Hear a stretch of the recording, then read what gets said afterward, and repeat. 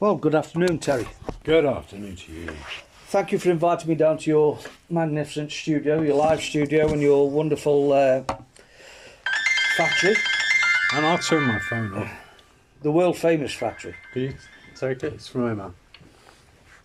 I don't know which Emma it is. Which I was just saying to you, man, here it's like Milton Keynes is the centre of the rock and roll world. There you go. Rules. Yeah. So you were quite young when you started in the business. Were you about 14 years old when 14 years old, I started earning money as a musician, Was that playing the saxophone or? saxophone. Yeah.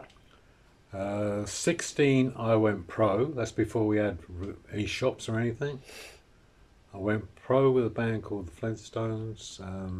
We couldn't record under that name. We had to record under Stonehenge Men for obvious reasons. Right. Yeah. My first recording was with Joe Meek Wow. at Holloway Road. Yeah. All right.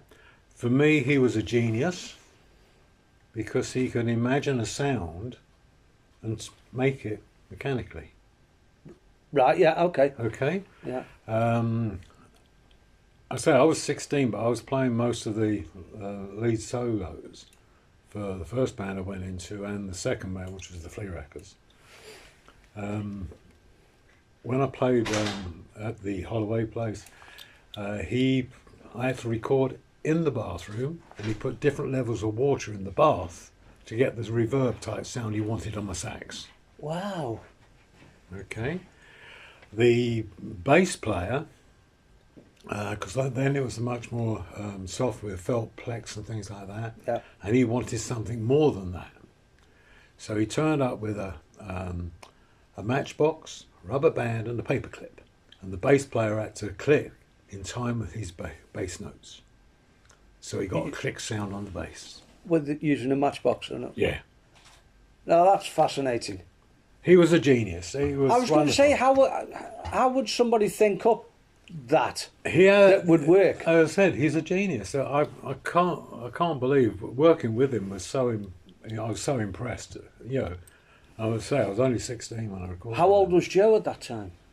Oh, that's something I don't know. But he'd already he'd already done Telstar and all that. Kind of Yeah, stuff. yeah. Right. So, So roughly, what year was this, Terry? 1960. 1960. Yeah, I was 16 in 1960. 16 and 1960. Yeah. The saxophone I'm using, I bought when I went pro. When you were 16, yeah. When I was And you're still 16. using that. I'm still using it. It's been used on the album. It's with me tonight. My wife's got a great thing about saying that if we had a fire in the home, I'd walk out with the saxophone first and come back for her afterwards. So I always tell her, grab the saxophone, I'll take both of you out. Yeah, I'll be the same with my vinyl. Yeah, it would take me a lot longer with my vinyl records than to just pick up. Yeah. I would like to get all my vinyl out. Yeah, so you were at the forefront of like even before the British blues boom in 1960, before it really hit. Yeah, obviously I was playing rock and roll. Yeah, Right, it was big band rock and roll with both the Flintstones and Flea Wreckers was 4 sax lineup. mm-hmm. And we were backing lots of artists, which was great. Enjoyed it. And it was before we actually had our first shop as well. When we had our shop, that was in June 1960, but I was already a pro. My father was initially a toolroom miller. He worked on prototype stuff for the aircraft industry Oh wow. at Heston Aircraft Corporation. My first experience of being on stage was when I was 10. My father used to play drums and sing for a dance band, which was called Wind, Noise and Her Rhythm. So noise has always been part of my life. Yeah. I used to sing 2 blues numbers. One was Basin Street Blues, and the other one was Mobile. Oh right. Okay. Okay, so my first experiences Of blues. of blues of actually performing it. Of actually performing it. Did you always want to become a musician, or Yeah. or even when the shop first opened up, did the shop take off quickly, or did it take a while to build? The growth of the shop, obviously, we started in the June. It started off as a drum shop first of all, and obviously every drummer was playing with guitarists, so therefore it was a natural thing was to bring the guitars in. So I met people like we started off as Jim Marshall and Son, which is a partnership. Mm-hmm. We then made it into J&T Marshall, which is the name of our limited company we formed, and that was formed in '62. Mm-hmm. The idea of making an amplifier came from the pressure from Mr. Pete Townsend. I was going to ask you who the first one was. He wanted something more than was available. So we used an RCA circuit, which was exactly the same as the Fender Bassman used. There was no restriction to using that circuit. Right. The Fender Bassman was rated at 50 watts, but it was the RMS, which was the constant part, it was only 35 watts. We boosted it to 45. So I wanted an honest amplifier because I worked on the amp. Right. And so that's where it came from. The name of the company, JTM 45. 45. So if a guy didn't have a powerful output guitar, he was going to get 45 watts. The guys with the Gibson and Fenders would get their 60, 65s. Yeah. I used as a reference point, we had a test service engineer. He knew somebody, young guys who could make the amplifiers for us. Initially, obviously, we didn't have our own manufacturing. They were made externally. I worked on the first amplifier, I know a bit about on the preamp side, and I was getting components changed until I got the sound I wanted. And this is based on the fact that I had regular customers such as Pete Townsend, Richie Blackmore, Eric Clapton, Pete Jim Sullivan. They're all the regular pretty customers. impressive list, yeah. All right, and they were before they were famous. Yeah, All but right? they already knew what they wanted, Yeah, and you understood what they wanted. yeah, I could hear how they played. So therefore, my target was to give them what they wanted. So it's the art of listening and producing what they could use to produce the sound they wanted. Yeah. Which is the ethics of the company still now, is listening to musicians and trying to give them the product that they can use to produce their sound. Right. The beauty of it, I say, when we got it, I used a Gibson 335 and a Fender Strat as my reference instruments because they were the popular instruments at the time. Mm-hmm. When we did our first 100 watts, I used Fender Strat and I used a Gibson 175 because I found it much easier to play on the neck because the 335 was bloody heavy. I was going to say the 335 was sort of legendary Clapton guitar. Yeah, wasn't it? yeah. I sold Clapton the 335, which ended up in America. Did you? Yeah. Wow. See, not a lot of people are going to know that, are they? No. Inside information now again. Yeah. But when we opened the shop, my father had become a drum teacher. Yeah. And I was still being pro. So we didn't take a penny out of the company. And we lived off our external earnings. Mm-hmm. And I was still touring until, literally until about 63 when I stopped being on the road, basically.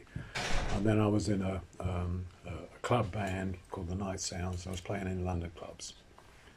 And I used to go down and do the all-nighter at the Marquee. Oh, yeah. With the Blue Flames. And Eddie Lockjaw Davis, Dick Hextall Smith. Yeah. And that. Who's responsible for so many people coming through blues bands? Yeah. Dick Hextall Smith. Yeah. We had an experience at the Ealing Blues Club. I played there in 1962. There was a band supposed to turn up and they didn't make it. I think it was the Artwoods. And I formed a band there. I formed it with a guy called Rod Freeman, who was the guitarist and singer for the Flintstones, who I turned pro with. Ken Rankin, who was on bass, myself on tenor sax, and a young drummer called Mitch Mitchell. Who later went on to With Jimmy. to be with that Jimmy guy. Yeah. I was 18 and Mitch was 16. So we've been close associations with us. It's this incestuous business, as you know. Yeah. You know, we all, and I've always jammed with guitarists. So I basically have a built-in fuzz box in my throat when I play, so I growl when I play sax. Yeah. Yeah. Right. I say everything's great, and the opportunities I've had, the Cream used to rehearse at the Viaduct pub in Hanwell, where we had our shop, and Jack and Eric used to come down the shop, and they used to say to me, do you mind if we grab a couple of acoustic guitars? They were so joined at the hip. It was incredible to him. So I heard all of Cream's music on 2 acoustic guitars before they did a live performance. Eric invited me to the first gig they did at the Marquee. We met at the Ship, as you do. There was Ginger, Eric, Jack and myself, the 4 of us. We walked across the other way, they got on stage, I was in front. And that was a completely different feel. That was a very straight line across. They had supporters of Eric, supporters of Jack and supporters of Ginger. Different thing, as opposed to Hendrix, which is much more like a V with Jimmy at the front and the supporter at the back. Mitch was one of the busiest drummers I've ever played with. All right. Instead of going, he would go as opposed to on occasions dum dum dum dum would have been better, but that's the way he played. Yeah. So he was very busy, and obviously Noel was quite a busy bass player because he was a guitarist first. I'd say that was unbelievable combination. Going back to when we I first built the amplifier, I say the pressure was from Pete. He wanted more. My father actually hand built the very first 4x12 using jigsaws and things like that. All right, and it was the economy built of. We designed because we bought 8x4 sheets of timber, so the actual cut of the timber was 11 7/8, giving you 4 cuts out of 4 foot. Right. Yeah. I understand. Okay. Yeah. But that wasn't the first 8x12 we did was designed by Pete and myself in our factory we had in Hayes before we moved up into Bletchley. We drew it up in the office there, and we built 6 8x12s. Just a matter of interest, my biggest problem I had doing the amplifier is to convince my dad that if I made one I could sell it. Right. Okay. The big point is I knew I had 2 sold because of Pete and John. Right. Oh, right. Yeah. And John. All right, so I knew I had 2 sold Yeah. for starters. So, and then it's history. Our growth was exceptional. I always say it was like a .com company without the internet. Yeah. That's our growth. It was unbelievable. It's like a domino effect. Yeah. Yeah. Just, All of everybody. yeah. Obviously, the Marshall stack became a backdrop for most bands. Yeah. So if you want to see a band, the Marshall was there. The feel, I was so lucky being part of it, and lucky enough, it's my ears. So if you like the sound, it's a saxophone player's ears.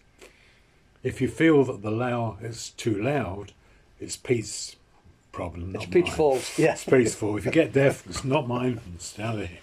I only did the tones. At the time, obviously, the style of playing was different because a lot of the musicians put everything on full. I did we had a show once called Christmas on Earth, where Jimmy was playing. His setup, we had 4 heads and 8 4x12s. His setup was rolling his hand underneath all of them, full on. He did everything from the guitar.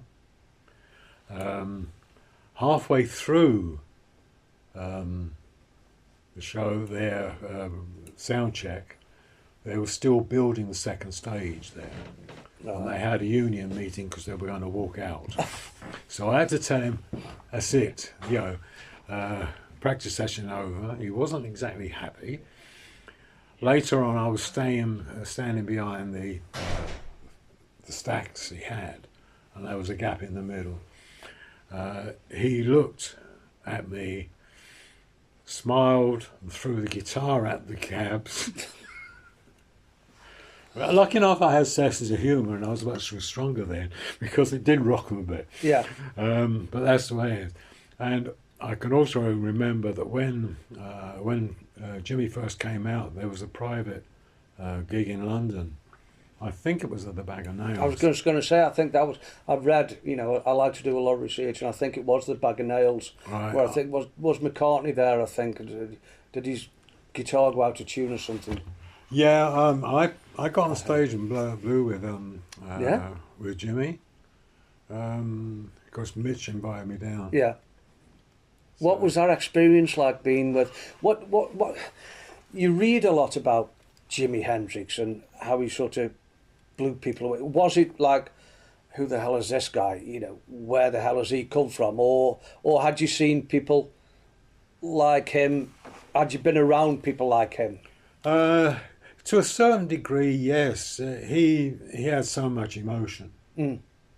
And it was just being great on stage. I'm very lucky that my experiences, I've played on stage with Dave Murray out of Maiden. Mm. That shot I showed you with Bernie and myself, Yeah. Nico was on drums. Oh, right. All right, and I've done private gigs with Bruce Dickinson. Yeah. And my wife Leslie and I flew out to Moscow with Iron Maiden. Right. There was only 6 of us invited outside of the guys in the band, the management, family, and road crew Yeah. on the gear. Bruce flew the plane. Yeah, I know, because he's a pilot. He had he's a to qualified pilot. do the flying because he had a commercial license, and he used to fly out of Gatwick, which I think he still does. That's why he has a short haircut. Right. All right, so he came out with his epaulets on, and he was doing the stuff. And the poor girls who went through the usual thing about this is where you get out and everything. All the road crew were getting up and imitating her as she was doing it. It was a great experience for us. And I say Nico is a great friend of ours for ages. He's also a water rat as I am. Oh, right, okay. All right, so we both belong to the Great Order of Water Rats. But our experience in Moscow was exceptional. Did you enjoy Moscow? Oh, yeah. Yes. It's a Yeah. place it's always fascinated me, Russia. Yeah. It's always fascinated me. Especially the architecture and, It was Red Square and then yeah, the onions. yeah. And we went to a very interesting restaurant which had bear and venison and things on the menu, didn't we? So we weren't there very long, but we saw. And no one knew us. no one knew Nico either. He was out on the sticks. So when you first started as a musician, was it the saxophone that initially drew you? I to played it? piano first of all, which wasn't my instrument. Right. I didn't like it. I did grades and things like that, but it wasn't my instrument. It was 2 exciting bands at the time that got me, and a third musician. I loved Count Basie, and it was Eddie Lockjaw Davis, who I really liked his performance and his showmanship, and Little Richard, another sax-driven thing, and Earl Bostic, because of his growling sound, got me. So it's a combination of those excited me enough to where I wanted to play a saxophone. So it was that was the draw for the saxophone. Yeah. Yeah, I was going to. Was it with the Count Basie thing that it was the big band sound that initially drew you in? I should imagine so, because you had Marshall Royal, which is could play sweet. Yeah.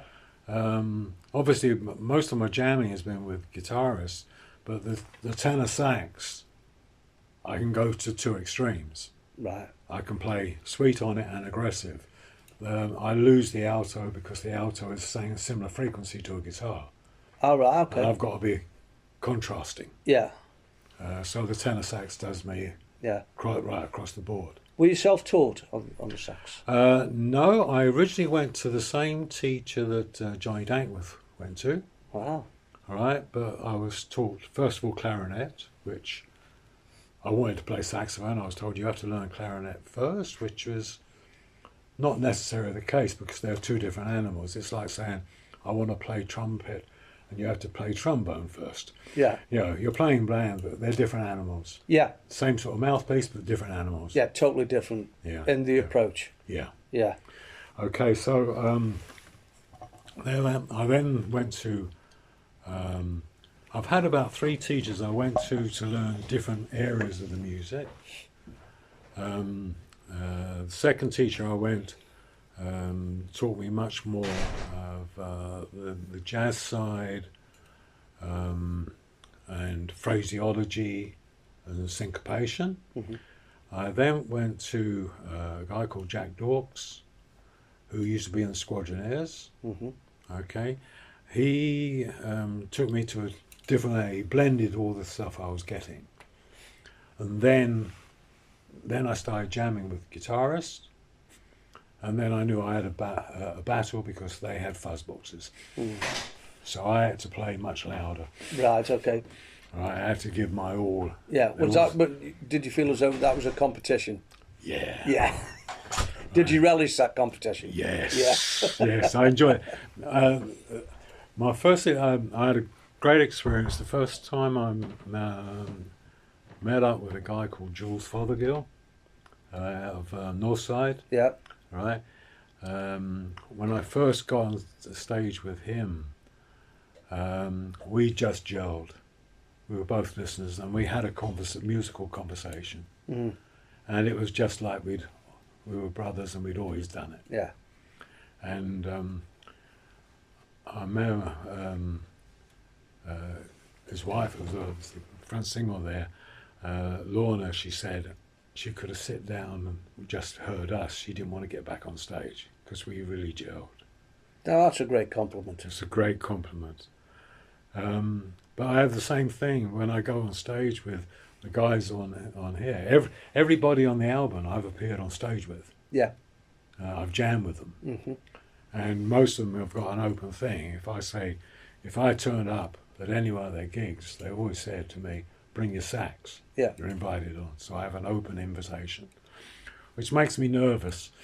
Because if I'm doing I used to do about 5 festivals a year. The trouble is, if people knew I was there, the invitations used to come out fast and furious. Yeah. I was all right when I was much younger. It used to take me half a day to recover. But now if I do about 2 or 3 consecutive gigs, I need a week. A week. Yeah. So recovery takes time. The batteries need charging more. Yeah. But I just love it. It's in my system. I have to be on stage. You have to play, I have to play. no matter where. It's the only drug I've ever taken is music. Yeah. I still need a fix.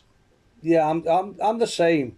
I think. Yeah. I've got to listen. But you've got to play. I've got to listen. Yeah, And it's part of it. Well, as musicians, playing this type of music, we're givers, and we need an audience. Yeah. And it's a 2-way conversation. We need each other. Yeah. But it doesn't matter the size of the audience. No, No. doesn't matter. So And that's the beauty, and that's when you know you're doing it for the love of doing it, isn't it? Yeah. Yeah. I can always remember when Guns N' Roses Slash when they split up. Guns N' Roses. Slash wanted to do more small gigs, and Axl wanted to do the big stuff. Yeah. Because Slash is a lovely guy. I went to there was a recording. Leslie, can you remember what the recording was we went to where Slash was playing? I think it was later with Jules Holland. Yeah, those were Jules Holland. Yeah. He actually broke a string on there, and he came to me afterwards. He said, "How was it?" I broke a string. I said, "Yes, I noticed." He said, "What did you think?" I said, "No one would notice other than the fact that you were playing only with 5 strings." Yeah. I said, "It was sounding great." He said, "Because if you didn't like it, I'd have it all. I'd record it all again." All again. So it was a lovely. That was a lovely compliment. Yeah, that is a lovely compliment. Yeah. He's from Stoke-on-Trent, you know, where I I'm know. from. Yeah. Yeah. He lived there, I think, Well, his about mu- 18 mum's months. there. His mum, yeah, but he lived there for about 18 months or so Yeah, before he went over. before he went over America to was LA. there. Yeah. And I know the road he used to live in. I'm not sure which number it is, but I knew somebody else who lived in Concert Road, and then he went to the primary school at Bickersfield Drive, Right. and that's still there. That's still a school, you know. So we did an interview with him, or one of our writers did, for Blues Matters magazine, about, because he's just done the blues album with That's a load right, of people. yes, yeah. And I went out and we didn't get someone, so I went out and bought it myself. It's a great album. And he's a great player. He is. I think he's underrated at times, Slash. Yes, he That's is. how good he really Yes, is. he is. But I think with the blues thing, he's really found a niche now. Yeah. And he's got some. I'm so pleased for him. Yeah. I had the chance of jamming with him, but my saxophone was here and I was in London. It's very frustrating. Yeah. But I'm another one. Chrissy Matthews. Who's Because he was on the yeah. Right. He's got the blues album out as well. Yeah.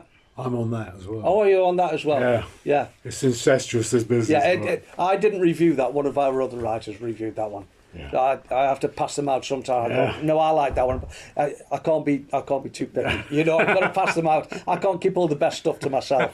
You know, but I did with yours because when I said we could come down and chat, and I thought no. I'm I gonna tell do you, this.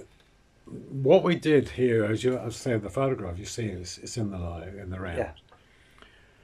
We didn't. The setup was purely. We had no rehearsals. We did it all within 4.5 days. Singers arrived. We had no plans. I told the singer, "What would you like to sing?" They chose what they wanted to sing. They chose the songs. They chose the songs. So I knew they were going to be confident and give their all to their music they loved. Yeah. We did the arrangement. We ran through it. Recorded it. That was it. And that was it. No overdubs. Nothing. Nothing. Just literally live. Live. That's why it's got that low feel. That appeals so much to me. And, you know, I was telling your chap here, you know, you get people who, well, I'll come in and do my guitar part in 2 weeks, and you can, you know, when you've got a control room like this here, and you've got that there, and it's just like, let's play. Yeah. There's one or two You artists get the I've met. feeling. Everyone who comes in here gets the feeling. Yeah. Oh. Yeah, well, I've been lucky enough to visit a couple of times. The last time was the Blues Challenge. Was here when Errol I Linton? remember I saw that. Yeah, when Errol Linton was here, and then I came down for Lawrence Jones's live one. But it is when you walk in, it's like, and then Lawrence was explaining, no, this is where we recorded, just Yeah, here, set right. up here, and there's one or two people that still do that. When Beth Hart and Joe Bonamassa have recorded, Yeah. that's how they do it. Yeah. Because Beth says, I've got to see him. It's old school. Yeah, it is old school, but they are relatively younger. But that's how they want to do it. By the way, there was no plans of. It was whoever was available on the day was the band. Right. I only had 3 and eventually 4 people who were on the back line. There was Nick Simper, Yeah, from Deep Purple, yeah. right? I've known him since the very early 60s. Yeah.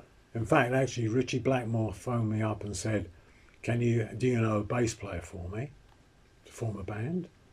Right? And I gave him Nick's contact. Wow. All right. We had Peter Parks, who was later with Nick in Warhorse, Mm-hmm.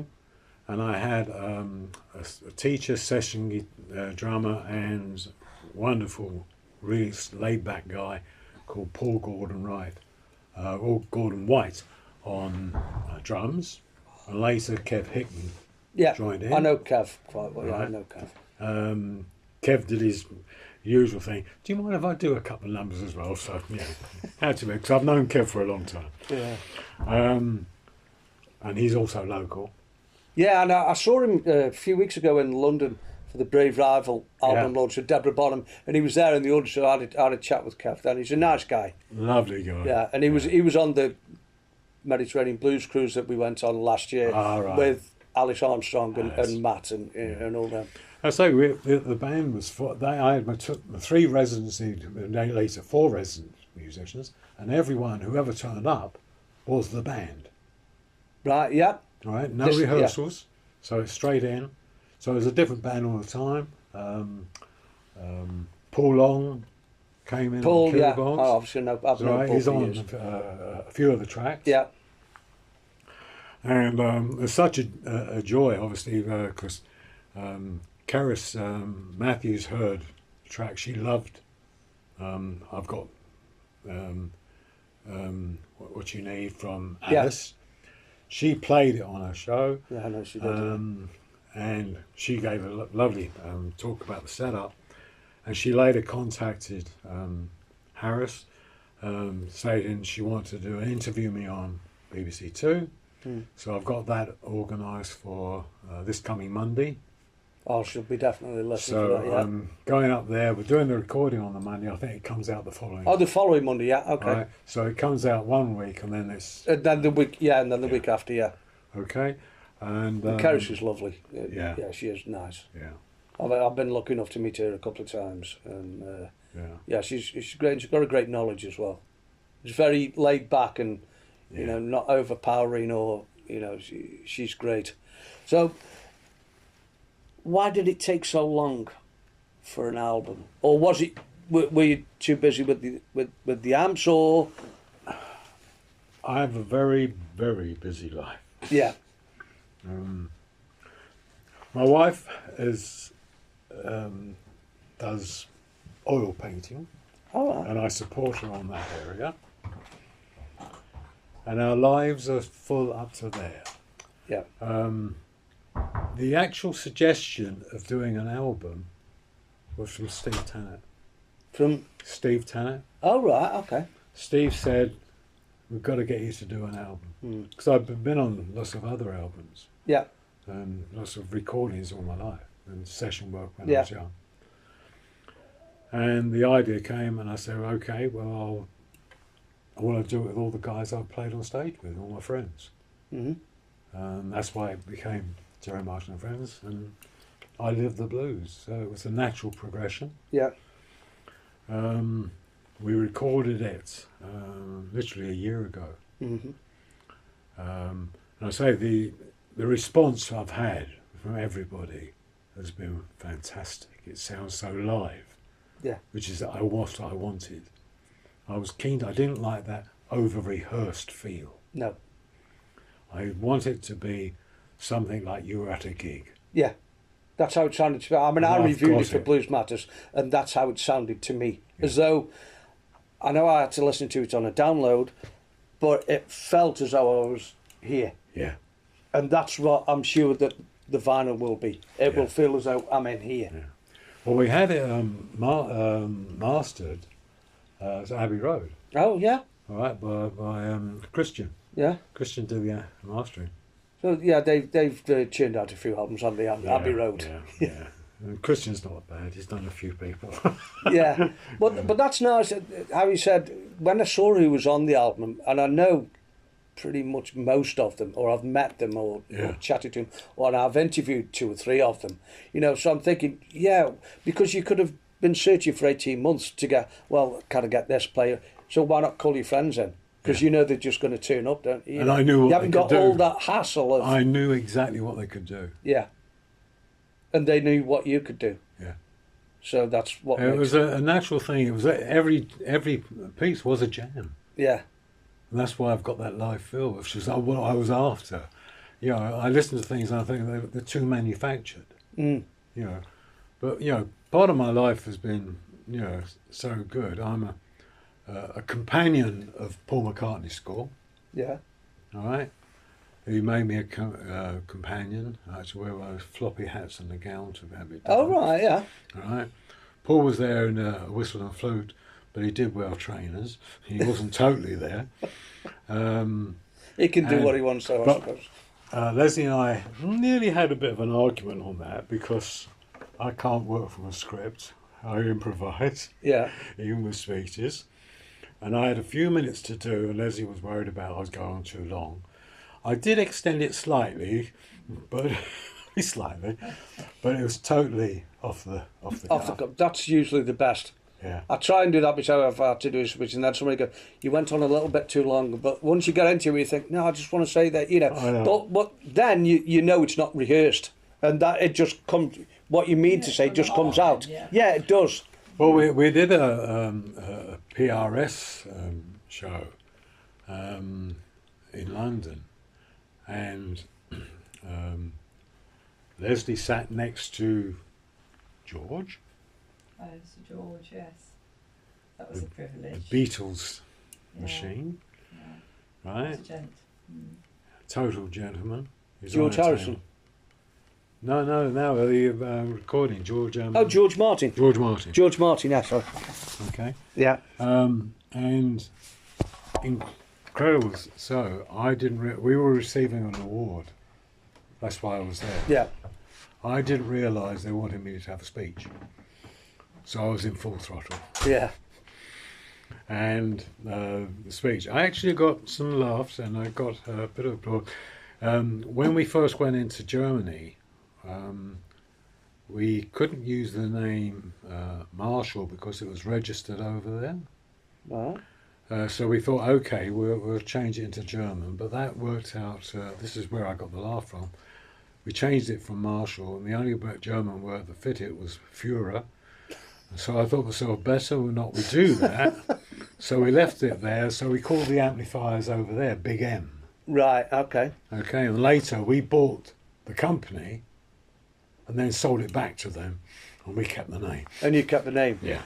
Yeah, Führer, it's not the, yeah. I don't think Doesn't it quite work. would have Let's blended maybe too well. leave this little bit out of the interview.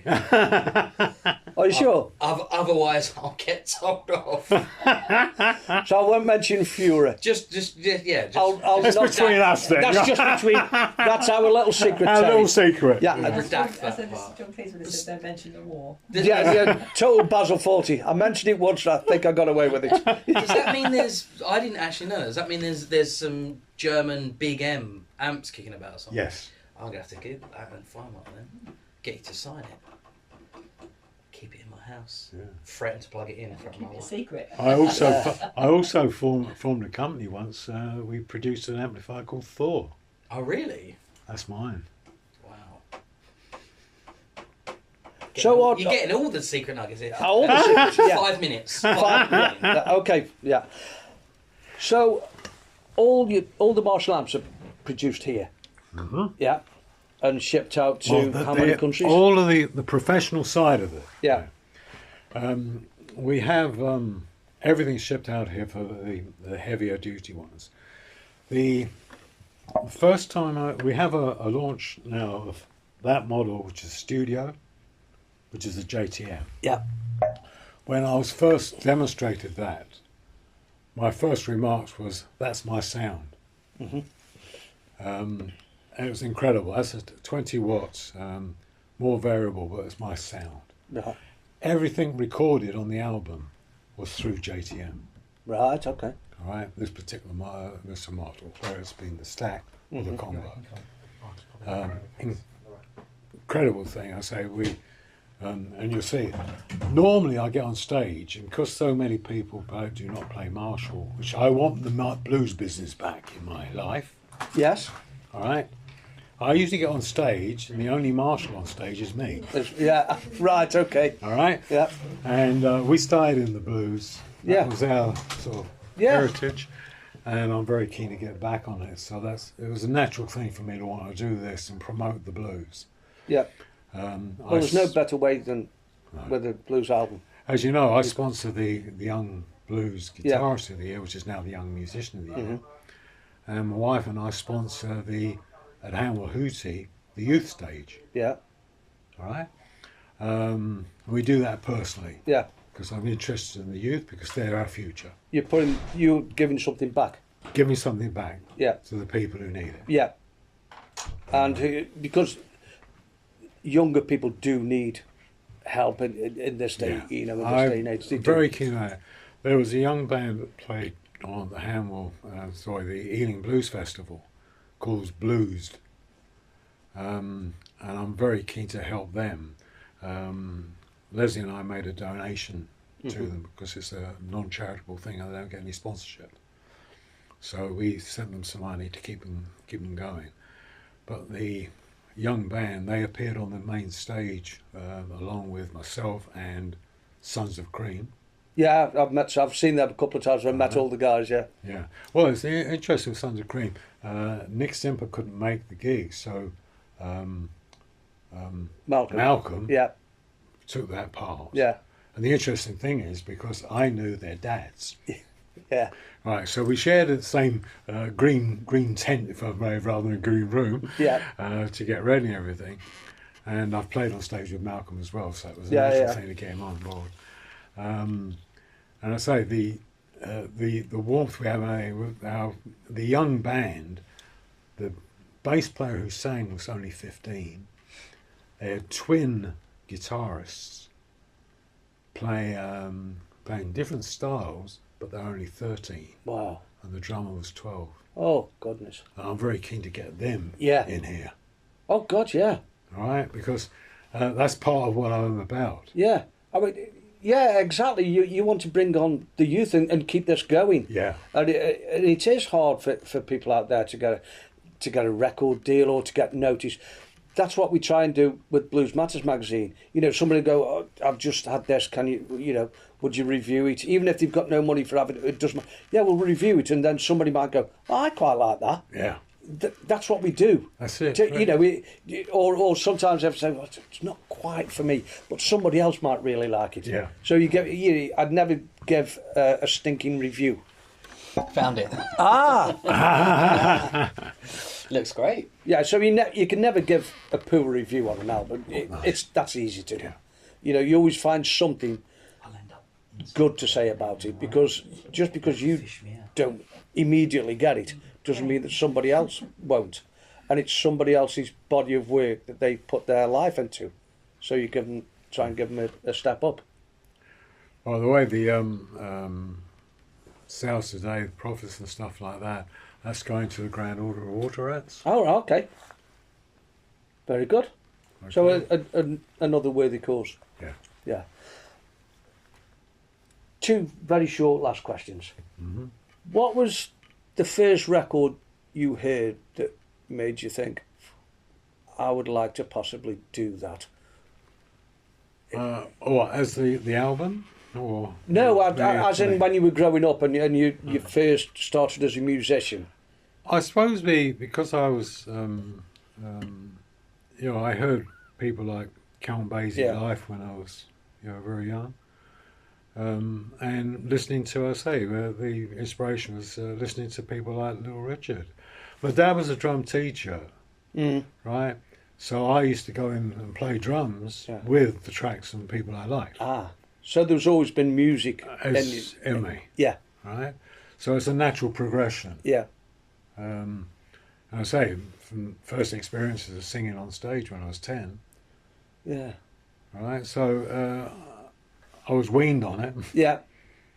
and it's my drug. Yeah, it is. Yeah, it is your drug. Yeah, Yeah. And you know what I mean? It's right through me. My heart is totally into the blues. As is mine. Yeah, I've played rock and roll, and I've played jazz as well, laid back jazz. yeah. I like the old things like Summertime, Ella Fitzgerald. Yeah. Right. But Ella Fitzgerald, she did some great blues tunes. I was lucky to see her live as Were well. you? So yeah. I was never lucky enough to see her, unfortunately. But people like her, Ella Fitzgerald, Nina Simone, Billie Holiday, Yeah. Bessie Smith, Yeah. Big Mama Thornton, all Yeah. the Sister Rosetta. You can just reel them off, and you think these are really, really special. Yeah. Special. It's people. like when I hear like the Blues Brothers. Yeah. That film is. I- I could look at it I've over and watched it over. 1,000 times, and my two eldest grandsons, one's nearly 15 and one's 11, and they've been brought up on that. Yeah. Forget some of the words you've heard. Just listen to the music, and they get it. Yeah. They actually they get it. And I brought her, I said, this is a guy named B.B. King. This is Joe Bonamassa, and this is a photograph, the King and the Kid. And they go, oh yeah. And now they'll go, is that Joe Bonamassa you were playing Grandad on the back? And I'm going, yeah, but it stuck with them. Yeah. I mean, they're still going to like other stuff, but they know who B.B. King is. And I got to see him live once. You know, terrific, so yeah. you know, so I can pass these things on. And being in the mag, I'm not a natural writer, or I fell into it, and now I co-own it because of what you know. But like I said, this is my drug. Yeah. You know, I've been a blues enthusiast all my life, and now to write about it and to meet people within that, it's not, even though it takes many hours, it's not a job. I don't see it as a job. I'm lucky. Yeah, I'm lucky. I'm exactly the same. Yeah. It's never going to make me rich, but to do what I do, It's like me, you know, my heart is totally in this business. You know, people have said to me, you know, when we did our amalgamation, you know, I suppose you're going to go off now to live in the Bahamas or anything. I said, no, my heart is in this company. Yeah. I'm going to be in this until I die. yeah, You know, I give my all to this company. You know, and I love it. When we were building the studio, I said, don't cut corners. I want it to be one of the best. studios, Okay. yeah. That's why we've got Neve desks. Yeah. I love them. It says he was explaining. Then he said, "Oh, they recorded Some Girls by the Rolling Stones on it." I'm like, oh, right, okay. I'm a big Stones fan, you Yeah. know. But so this has got a great history. Yes. As of, you know, the studio and the warehouse, everything. So it's just, Have you seen the piano out there? yes, I have Tickle the Ivories Yeah. on George Michael. Yeah, It's good enough for George. It's good enough. absolutely. Yeah. Okay, last question. What's your favourite song on the album? If you have one. I don't. I love it. I keep on listening to them and think, oh, that was great. Yeah. Oh, that's great. That's great. Yeah. I can't tell you how much excitement getting it done, and so proud of it. Mm-hmm. And I can't find a track that I can say doesn't reach that same level. Each one does. Yeah. Yeah, but they're all different as such. There's different feels to them. Mm. You know, I'm lucky enough to be able to change my style of playing as well. Yeah. You know, playing along with Emma, I'm playing much more laid back and Yeah. smooth, Mm. and I can be aggressive. I'll be more aggressive tonight. You will. Yeah, Yeah. because I can't always play as aggressive with the headphones on. No. At the moment, if I do a recording, I have to only have one ear. Right. Because So, when I growl, I can't hear anything at all. So I need half that. So I don't over growl, otherwise it will, you know. But tonight I can let riff off. you can let rip a bit. I'm really looking forward to it. Because I know damn well that the guitarists are going to let rip because they're going to keep my. I always have a joke with them, the fact I need finger oil to keep up with them. Yeah. And I always say, well, what do you use for finger oil? I say, usually whiskey. I like to do the oiling from inside. From inside. Well, yeah. If it's good enough for you.